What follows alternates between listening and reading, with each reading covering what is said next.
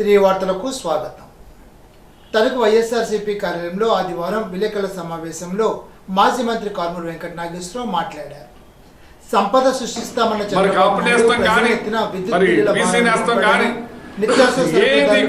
దోహదపడ్డాడని, కూట ప్రభుత్వం ఉద్యోగాలు కల్పిస్తామని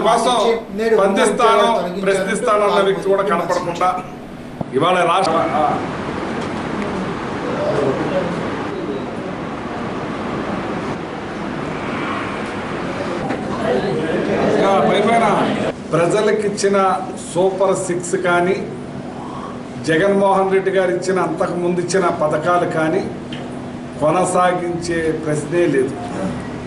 కానీ 4,000 చేస్తున్నామని పెన్షన్ మాత్రం కంటిన్యూ చేస్తూ 4 లక్షల మందిని డిలీట్ చేశారు రాష్ట్రంలో.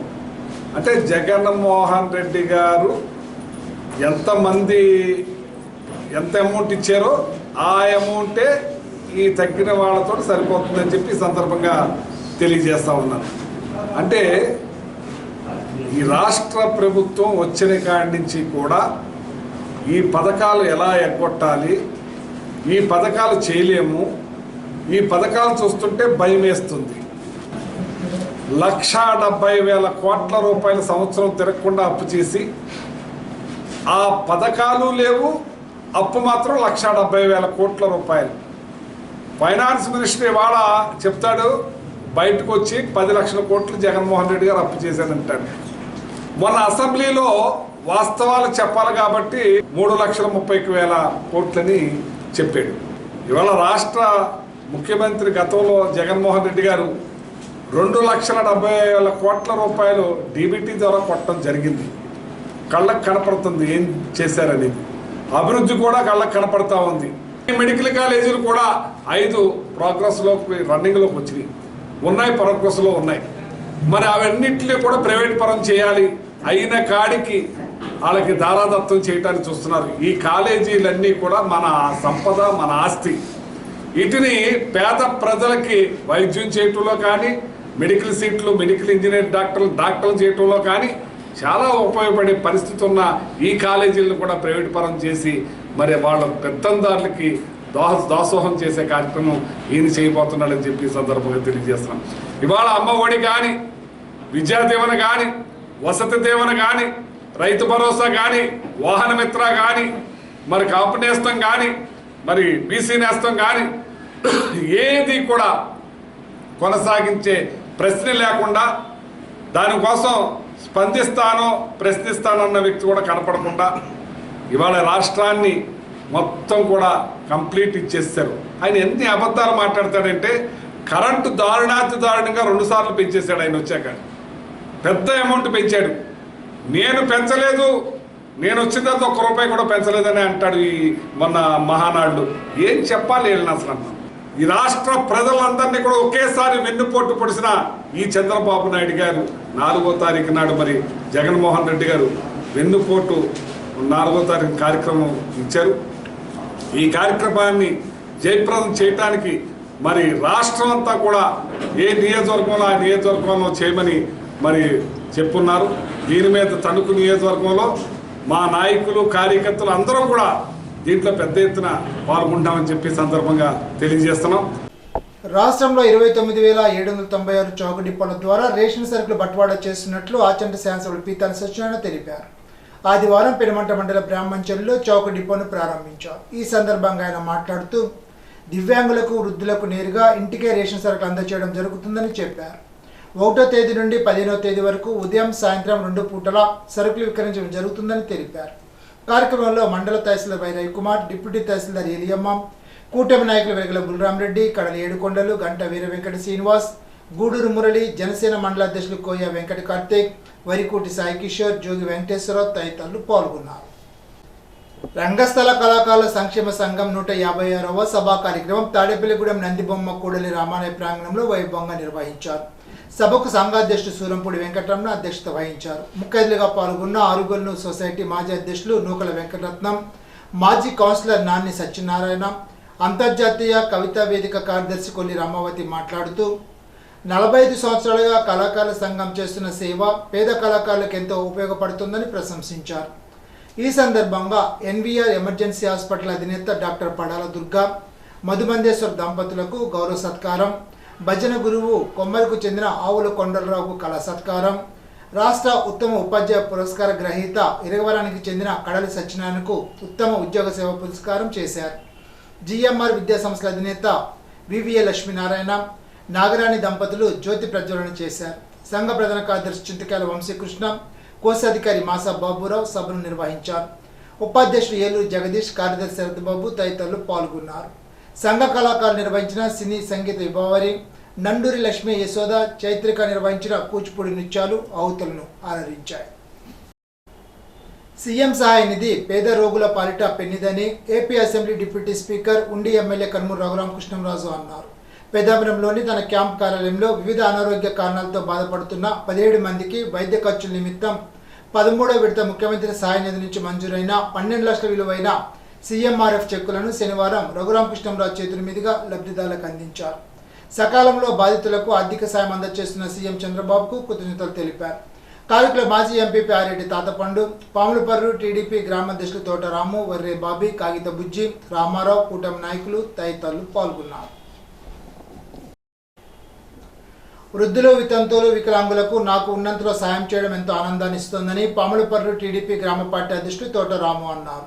ఉండి మండలం పాములపర్రులో తన నివాసం వద్ద సుమారు 100 మందికి నగదు, మామిడి పండ్లు అందించారు. ఈ సందర్భంగా రాము మాట్లాడుతూ గత 20 సంవత్సరాల నుండి వృద్ధులు, వితంతువులు, వికలాంగులకు ప్రతి నెల 1వ తేదీన పెన్షన్ అందిస్తున్నట్లు చెప్పారు. కొండగూడ ప్రాంతానికి చెందిన వికలాంగులకు స్వయంగా ఇంటికి వెళ్లి తానిచ్చే పెన్షన్ పండ్లు అందించి వారి యోగక్షేమాలు అడిగి తెలుసుకున్నారు. ఎమ్మెల్యే రఘురామకృష్ణంరాజు తమ గ్రామానికి ఎన్నో అభివృద్ధి పనులు చేస్తున్నందుకు ఆయనకు ధన్యవాదాలు తెలిపారు. కార్యక్రమంలో గ్రామ ఉపాధ్యక్షులు వర్రే బాబీ, నక్కా వెంకప్ప, వర్రే హేమలత తదితరులు పాల్గొన్నారు. మన ప్రాంత ప్రజలు తినే బియ్యాన్ని రైతులు పండించి గిట్టుబాటు ధరను సాధించుకోవాలని రాష్ట్ర ఉపసభాపతి ఎమ్మెల్యే కనుమూరు రఘురామకృష్ణంరాజు పిలుపునిచ్చారు. ఉండి వ్యవసాయ మార్కెట్ కమిటీ యార్డ్లో వికాస కృషి సంకల్ప అభియాన్ కార్యక్రమాన్ని ఉద్దేశించి ఆయన మాట్లాడారు. ఈ ప్రాంతంలో దొడ్డు బియ్యాన్ని రైతులు పండిస్తున్నారని వివరించారు. బీపీటీ వంటి సన్న రకాలు పండిస్తే మీ వద్దకే కొనుగోలుదారులు వచ్చి అధిక మొత్తాన్ని చెల్లించే అవకాశాలు ఉన్నాయని అన్నారు. ప్రభుత్వాలు ఇచ్చే ఉచితాలు అనుచితాలుగా మారిపోతున్నాయని ఆవేదన చెందారు. మన ప్రాంతానికి ఒరిస్సా, పశ్చిమ బెంగాల్, ఉత్తరప్రదేశ్ వంటి రాష్ట్రాల నుండి కూలీలు వచ్చి తక్కువ ధరకే పనిచేస్తున్నారని తెలిపారు. మన ప్రాంతాల్లో కూలీలకు డిమాండ్ ఎక్కువగా ఉందని వివరించారు. ఇతర ప్రాంతాల కూలీలు రాకపోతే రైతులు ఇబ్బందులు పడే అవకాశాలు ఉన్నాయని, దాన్ని అధిగమించేందుకు కృషి చేయాలని అన్నారు. శాస్త్ర సాంకేతిక పద్ధతులను రైతులు అలవర్చుకోవాలని సూచించారు. జిల్లా వ్యవసాయాధికారి జెడ్ వెంకటేశ్వరరావు, కేవీకే ప్రధాన శాస్త్రవేత్త ఎన్ మల్లికార్జునరావు, ఏడీఏ శ్రీనివాసరావు, ఎంపీటీసీ కునుకు రమాదేవి, శ్రీనివాస్, మండల సమాఖ్య అధ్యక్షురాలు కరి విజయలక్ష్మి, ఏవో సంజ, రైతులు, కూటమి నాయకులు తదితరులు పాల్గొన్నారు. కోరిన కోరికలు తీర్చే కల్పవల్లి పొలమూరు గ్రామ దేవత శ్రీ పోలేరమ్మ మహంకాళి అమ్మవార్ల జాతర మహోత్సవంలో భాగంగా ఆదివారం సాయంత్రం బల్ల సేవ ఘనంగా నిర్వహించారు. డప్పు వాయిద్యాలు, గరగ నృత్యాలు, విచిత్ర వేషధారులతో సేవ వైభవంగా నిర్వహించారు. గ్రామంలో ట్రాక్టర్లు, ఎడ్ల బండి యజమానులు అమ్మవారికి జాతర మహోత్సవం ముందు రోజు రాత్రి బండ్ల సేవ నిర్వహించడం ఆనవాయితీగా వస్తోంది. అమ్మవారికి ముడుపులు, మొక్కుబడులు చెల్లించి అమ్మవారి కృపకు పాత్రులై భక్తులు అమ్మవారి సేవను తిలకించేందుకు పెద్ద ఎత్తున తరలి వచ్చారు. పాలకొల్లు రేషన్ దుకాణాల ప్రారంభోత్సవ కార్యక్రమంలో కేంద్ర మంత్రి భూపతిరాజు శ్రీనివాస్ వర్మ, రాష్ట్ర మంత్రి నిమ్మల రామానాయుడు పాల్గొన్నారు. కార్డుదారులకు బియ్యంతో పాటు చీరను అందజేశారు. ఇకపై రేషన్ దుకాణాల్లోనే నిత్యావసర వస్తువులు తీసుకోవచ్చునని మంత్రి రామానాయుడు అన్నారు. గతంలో జగన్ ప్రభుత్వం ఇంటింటికి రేషన్ పేరుతో సక్రమంగా పంపిణీ చేయలేదని అన్నారు. రేషన్కు రాని వారి రేషన్లు ఎగ్గొట్టారని అన్నారు. పనులు మానుకునే రేషన్ కోసం వేచి చూడాల్సి వచ్చేదని అన్నారు. ప్రజలు ఎటువంటి ఇబ్బందులు పడరాదనే ఉద్దేశంతో దుకాణాల వద్దే పంపిణీ కార్యక్రమాన్ని ప్రారంభించినట్లు తెలిపారు. 65 ఏళ్లు దాటిన వృద్ధులు, దివ్యాంగులకు ఇంటి వద్దకే రేషన్ అందజేస్తారని తెలిపారు. 29,796 చౌక దుకాణాల ద్వారా 1,40,00,000 మందికి రేషన్ అందజేస్తారని తెలిపారు. ఈరోజు ఆంధ్రప్రదేశ్ రాష్ట్ర వ్యాప్తంగా 10,000 రేషన్ షాపుల్ని ఈరోజు మనం ప్రారంభించుకుంటున్నటువంటి సందర్భంగా ఈరోజు మనందరం కూడా కలవడం జరిగింది. మీ అందరికీ తెలుసు, గతంలో మన చిన్నప్పటి నుంచి మన తండ్రి దగ్గర నుంచి రేషన్ షాపుల దగ్గరే మనం సరుకులు తెచ్చుకునే ఉండేవాళ్ళం. గత ప్రభుత్వం పాలసీని మార్చి ఇంటి వద్దకే రేషన్ అని చెప్పారు. సరే, ఇంటి వద్దకే రేషన్ వస్తుందేమో అని అనుకున్నాం అందరం కూడా. కానీ గత 5 సంవత్సరాల పాలనలో ఫీడ్బ్యాక్ తీసుకున్నాం. ప్రతి ఇంట్లో ఉన్నటువంటి మహిళలతోటి కూడా మాట్లాడడం జరిగింది. వాళ్ళందరి దగ్గర యొక్క సమాచారం తీసుకున్నాం. ఏమ్మా మీ ఇంటికి రేషన్ వస్తుందా, మీ ఇంటికి 5 కేజీల బియ్యం మీ ఇంటి గడపలో పెడుతూ ఉన్నారా, మీ ఇంటికి 20 కేజీల బియ్యం మీ ఇంటి మరి గడపలో పెడుతూ ఉన్నారా అని అంటే 100కి 98 మంది మా ఇంటికి రేషన్ రావడం లేదు. రేషన్ అంతా కూడా ఏదో వీధి చివరన వ్యాన్ వస్తూ ఉంటే ఆ వ్యాన్ దగ్గరికి వెళ్ళి మేము తీసుకోవాల్సి వస్తుంది. ఆ వ్యాన్ ఏ సమయానికి వస్తుందో మాకు తెలియట్లేదు. ఆ వ్యాన్ వచ్చే సమయం కోసం మేము ఆ రోజంతా కూడా పనులు మానుకుని ఇంటి దగ్గర వేచి ఉండవలసి వస్తుంది. ఆ రోజు మాకు ఒక పని పోతుంది. అదేవిధంగా అక్కడ ఎండ వచ్చినా వాన వచ్చినా కూడా షెల్టర్ అనేది లేదు. ఎండ ఉంటే మొండుటిండలో రేషన్ తీసుకోవాలి, వర్షం వచ్చినా సరే తడుస్తా రేషన్ తీసుకోవాలి, లేదంటే ఆ నెల రేషన్ కట్ అయిపోతూ ఉంది అని ఇన్ని రకాలైనటువంటి ఇబ్బందులు ఏదైతే మీరు చెప్పడం జరిగిందో, మీ దగ్గర వచ్చిన ఫీడ్బ్యాక్ ఏదైతే ఉందో దాన్ని బట్టి నిర్ణయం తీసుకుని గతంలో మాదిరిగానే రేషన్ షాపుల దగ్గరే రేషన్ ఇస్తే 1వ తేదీ నుంచి 15వ తేదీ వరకు అంటే 15 రోజుల్లో ఏ రోజైనా ఏ సమయమైనా ఉదయమైనా మధ్యాహ్నమైనా సాయంత్రమైనా నచ్చినటువంటి సమయంలో నచ్చినటువంటి రోజున రేషన్ షాప్కి వెళ్ళొచ్చు. ఖచ్చితంగా ప్రతి 500 కార్డులకి ఒక్కొక్క రేషన్ షాప్ ఉంటుంది. బగ్గేశ్వరం గ్రామానికి సంబంధించి రామానాయుడు గారు చాలా విషయాలు చెప్పారు. ఆయన కూడా చాలా ఇష్టమైనటువంటి గ్రామం అని చెప్పారు రామానాయుడు గారు. రామానాయుడు గారు నేను మంచి మిత్రులు. డిఎన్ఆర్ కళాశాలలో భీమవరంలో విద్యార్థి సంఘాల్లో పనిచేశాం, అనేక ఉద్యమాలు చేశాం. లాఠీలు దెబ్బలు తిన్నటువంటి పరిస్థితి, అరెస్ట్ అయినటువంటి సందర్భం ఉంది. విద్యార్థుల కోసం, విద్యార్థుల హక్కుల కోసం ఇవాళ ప్రజా జీవితంలో ఉన్నాం. ప్రజల కోసం నిరంతరం పనిచేయడమే మా ధ్యేయం అనేటువంటి విషయంలో ఏమాత్రం కూడా అనుమానం లేదు. ఇవాళ రాష్ట్రంలో ఉన్నటువంటి 175 నియోజకవర్గాల్లో ప్రజలతో కలిసి మమేకమై రాత్రి పగళ్ళు పనిచేసేటువంటి శాసనసభ్యుడు ఎవరన్నా ఉన్నారంటే మొదటి వరుసలో రామానాయుడు గారు ఉంటారనేటువంటి విషయంలో ఏమాత్రం అనుమానం లేదు. ఇది పొగడ్త కాదు, వాస్తవాన్ని చెప్తున్నాను. ఈ విషయాన్ని ముఖ్యమంత్రి గారు కూడా చెప్తారు చాలా సందర్భాల్లో నాతో. కాబట్టి ఇటువంటి నాయకుల్ని మనంతా కూడా ప్రోత్సహించాలి. అందుకే మీరు కూడా 3వసారి గతంలో రాష్ట్రమంతా వైసీపీ ప్రభుత్వం వచ్చినా కానీ పాలకొల్లో రామానాయుడు గారిని మీరంతా కూడా నెగ్గించుకున్నారనేటువంటి విషయాన్ని ఈ సందర్భంగా నేను కూడా గుర్తించాను. ఈవేళ రాష్ట్ర వ్యాప్తంగా కూడా 29,796 రేషన్ దుకాణాలు వేళ ప్రారంభం కాబోతూ ఉన్నాయి. గత ప్రభుత్వంలో నిర్వీర్యమైపోయేటువంటి వ్యవస్థ ఏదైతే ఉన్నదో దాన్ని మళ్ళీ పునరుద్ధరించాలి. ప్రజల్లో పెద్ద ఎత్తున సర్వే చేయడం ద్వారా ఈ కార్యక్రమాన్ని తీసుకోవాలని రాష్ట్ర ప్రభుత్వం నిర్ణయం చేయడం జరిగింది. గతంలో ఏదైతే మొబైల్ డిస్పెన్సింగ్ యూనిట్స్ ద్వారా నిర్వీర్యమైపోయింది సరుకుల పంపిణీ వ్యవస్థ, ఏదైతే 29,796 రేషన్ దుకాణాలు రాష్ట్రంలో ఉంటే కేవలం 9,250 వెహికల్స్ ఏర్పాటు చేయడం ద్వారా ఒక్కొక్క వెహికల్ మీద మొబైల్ యూనిట్ మీద 3 రేషన్ షాపులకు సంబంధించి నిత్యావసర సరుకుల పంపిణీ చేసే విధంగా గతంలో ఉన్నటువంటి ప్రభుత్వం రూపకల్పన చేసింది. అంటే ఒక మొబైల్ వ్యాన్ 3 రేషన్ దుకాణాన్ని కవర్ చేయాల్సినటువంటి పరిస్థితి. ఏదో వేసవికాలం మంచినీటి ఎద్దడు ఉంటే ఏ విధంగా ఉంటుందో ఆడవారంతా కూడా బిందులు పట్టుకొచ్చి క్యూలో నిలబడే విధంగా ఆ విధంగా ఒక చోట మొబైల్ వెహికల్ పెట్టి ఆ సమయానికి వస్తే రేషన్ ఇవ్వడం, సమయానికి లేకపోతే ఇక రేషన్ లేదు, మళ్ళీ అతను వచ్చేటువంటి పరిస్థితి లేదు. ఈ విధానానికి స్వస్తి పలకాలి. ఆ ఆలోచనతో ఇవాళ రేషన్ దుకాణాల ద్వారా మాత్రమే నిత్యావసర సరుకుని పంపిణీ చేయాలి. నెలలో 1వ తారీఖు నుంచి 15వ తారీఖు వరకు పంపిణీ చేయాలి. ఉదయం 8 గంటల నుండి 12 గంటల వరకు, సాయంత్రం 4 నుండి 8 గంటల వరకు. ఎవరైనా పనులకు వెళ్ళినా, చిన్న చిన్న ఉద్యోగాలకు వెళ్ళినా ఆఫీసు సమయానికి ముందు, అలా విధంగా రాత్రి 8 గంటల వరకు కూడా అందుబాటులో ఉండే విధంగా 15 రోజుల్లోపు మనకు అందుబాటులో ఉన్నటువంటి రోజుల్లో అందుబాటులో ఉన్నటువంటి సమయంలో రేషన్ తీసుకునే విధంగా ఇవాళ ప్రభుత్వం రూపకల్పన చేసింది. రేషన్ దుకాణాల ద్వారా నిత్యావసర జరిగేటువంటి పంపిణీ కార్యక్రమం ఏదైతే ఉందో దీన్ని పెద్ద ఎత్తున మనంతా కూడా స్వాగతించాలి. పెద్ద ఎత్తున మీరంతా కూడా ఉపయోగించుకోవాలి. ప్రజల కోసం పనిచేయాలి, ప్రజల అవసరాలు గమనించాలి, ప్రజలకు ఏదైతే మంచిదో అదే చేయాలనేటువంటి ఆలోచన ఉన్నటువంటి ప్రభుత్వం ఇవాళ ఉన్నటువంటి ప్రభుత్వాలు. కానీ 19లో మీరు అంతా నమ్మారు. ఒక అవకాశం ఇమ్మన్నాడు, ఓటేశారు, ఇచ్చారు, పెద్ద ఎత్తున పూర్తిగా దుర్వినియోగం చేశారు. కేంద్ర ప్రభుత్వం ఈ విధంగా పెద్ద ఎత్తున సహకారం ఇస్తుంటే గతంలో ఉన్నటువంటి ముఖ్యమంత్రి పిల్లలకి వెలిసినటువంటి కోడిగుడ్డు మీద కూడా వాడు ముఖ చిత్రాన్ని వేసుకుని ముద్ర వేసుకుని ఇచ్చినటువంటి దౌర్భాగ్య ముఖ్యమంత్రి గతంలో ఉన్నటువంటి ముఖ్యమంత్రి. ఇవాళ నిధులు కొరత ఉన్నది పెద్ద ఎత్తున ఈ రాష్ట్రానికి. కేంద్రం పెద్ద ఎత్తున సహకరిస్తోంది ఇవాళ ఆంధ్రప్రదేశ్ రాష్ట్రానికి. నరేంద్ర మోడీ గారి ఆధ్వర్యంలో, చంద్రబాబు నాయుడు గారి ఆధ్వర్యంలో, పవన్ కళ్యాణ్ గారి ఆధ్వర్యంలో ఈ రాష్ట్రం ఈవేళ పురోగమిస్తోంది అనేటువంటి విషయంలో ఏమాత్రం కూడా అనుమానం లేదు. మీ అందరి సహకారం కూడా ఈ సందర్భంగా కావాలని మీ అందరినీ కూడా కోరుతూ ఉన్నాను. పాలకొల్లు మండలం బగ్గేశ్వరంలో రేషన్ దుకాణాన్ని రాష్ట్ర మంత్రి నిమ్మల రామానాయుడుతో కలిసి కేంద్ర మంత్రి భూపతిరావు శ్రీనివాస్ వర్మ ప్రారంభించారు. మంత్రి రామానాయుడు పనితీరును కేంద్ర మంత్రి శ్రీనివాస్ వర్మ ప్రశంసించారు.